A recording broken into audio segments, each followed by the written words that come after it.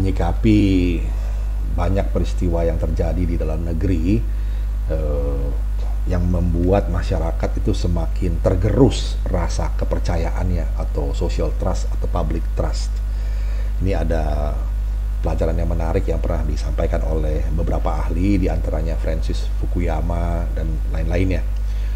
Dulu belum lama ini saya pernah menulis artikel yang berjudul Bagaimana Membenahi Tergerusnya Kepercayaan Sosial.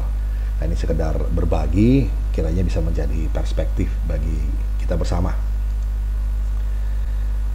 Judul artikelnya adalah Bagaimana Membenahi Tergerusnya Kepercayaan Sosial. Sahabat, berbagai penelitian sudah membuktikan ada korelasi positif antara public trust atau kepercayaan publik dengan pertumbuhan ekonomi. Kepercayaan masyarakat atau social trust atau public trust menurut Profesor Francis Fukuyama is a fundamental element of social capital, a key contributor to sustaining well-being outcomes, including economic development. Jadi kepercayaan adalah elemen dasar dari suatu modal sosial sebagai kontributor kunci dari kemaslahatan dan pembangunan ekonomi yang berkelanjutan. Nah, sahabat, untuk rincian dari penelitian soal korelasi positif antara social trust dengan pembangunan ekonomi yang efisien dan berkelanjutan bisa ditelusuri lebih jauh di berbagai kajian oleh Profesor Francis Fukuyama. Saya sampaikan itu linknya di IMF.org atau yang pernah disajikan juga oleh Esteban Ortiz Ospina dan Max Roser. Juga ada linknya di slide, bisa dilihat, dari Our World in Data Organizations.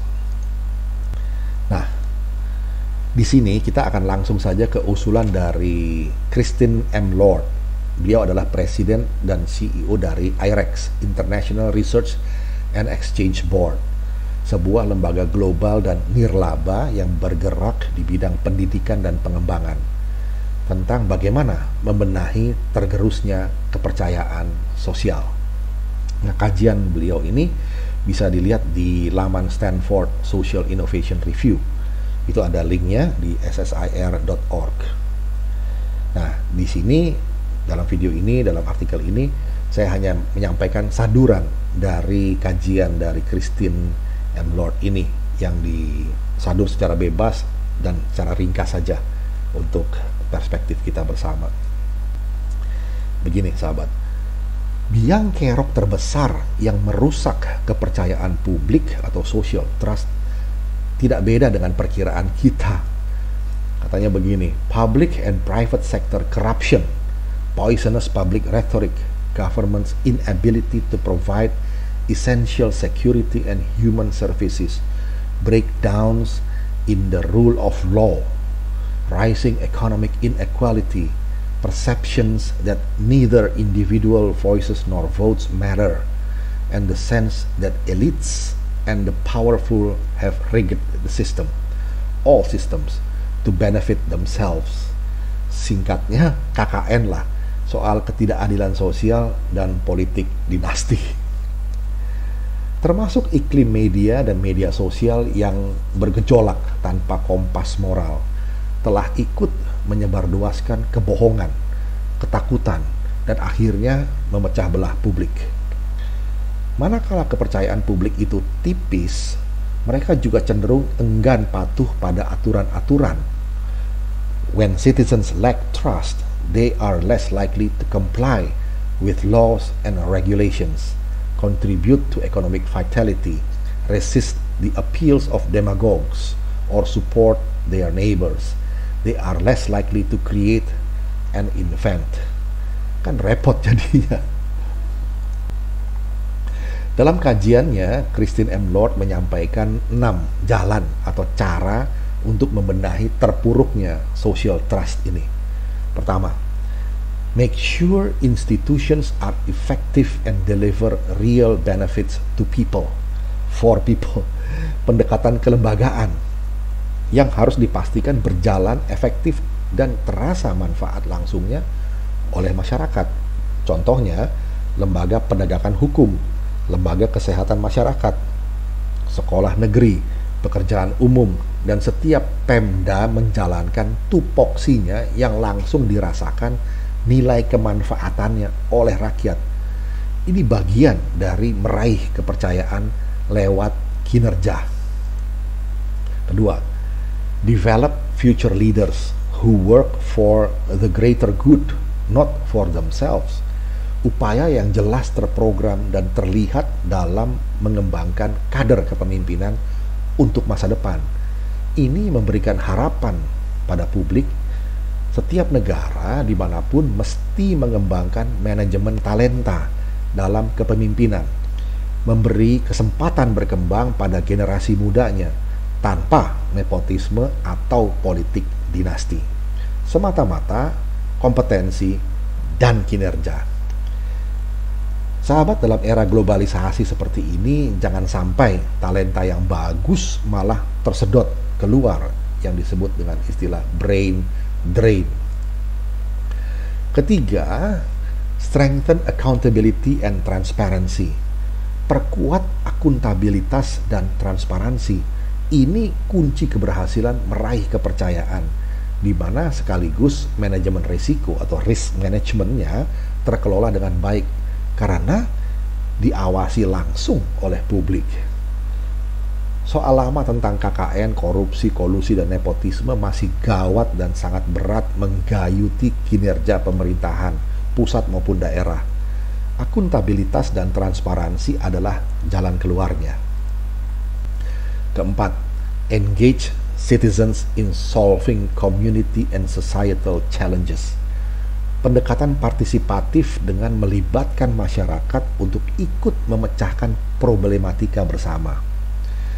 Christine M. Lord mengungkapkan, trust builds when people feel they are part of a community or society-wide enterprise that takes their concerns and voices into account, particularly in circumstances where trust is low. Partisipatif atau solidaritas bergotong royong. Sahabat, memang kepercayaan publik akan bangkit manakala masyarakat merasa mereka adalah bagian dari komunitas yang sedang bersama-sama mengerjakan solusi terhadap setiap keprihatinan mereka sendiri. Pendekatan dengan mengajak partisipasi ini penting, terutama dalam kondisi di mana kepercayaan itu sangat rendah. Ajakan untuk mari bekerja sama saja ini tentu mengandaikan keterbukaan dan transparansi.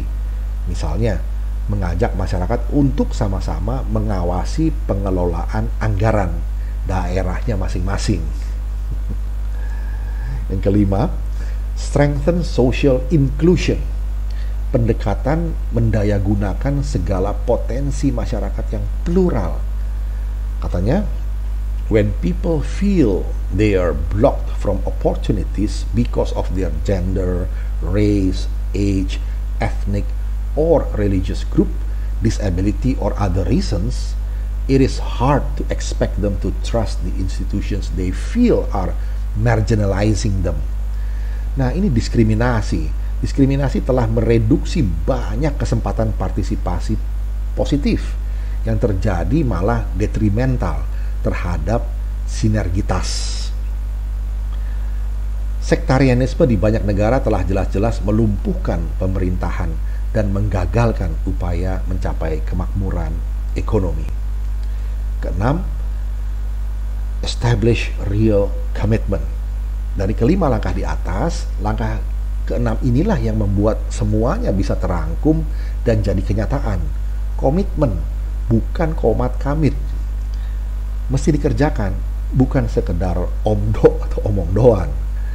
Dalam kajiannya di berbagai negara, Christine M. Lord mendapati bahwa kepemimpinan yang bisa membereskan soal rapuhnya kepercayaan publik suatu negara dapat berasal dari manapun juga. Kepemimpinan itu bisa berasal dari institusi pemerintahan, dari masyarakat sipil, dari korporasi perusahaan, atau bahkan dari kalangan media massa. Dari kalangan internasional, nasional, atau lokal. Intinya, tidak ada soal dalam latar belakang dari mana ia berasal.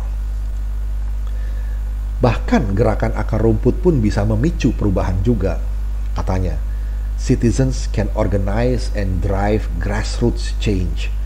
Each of us can take steps to rebuild trust within our communities.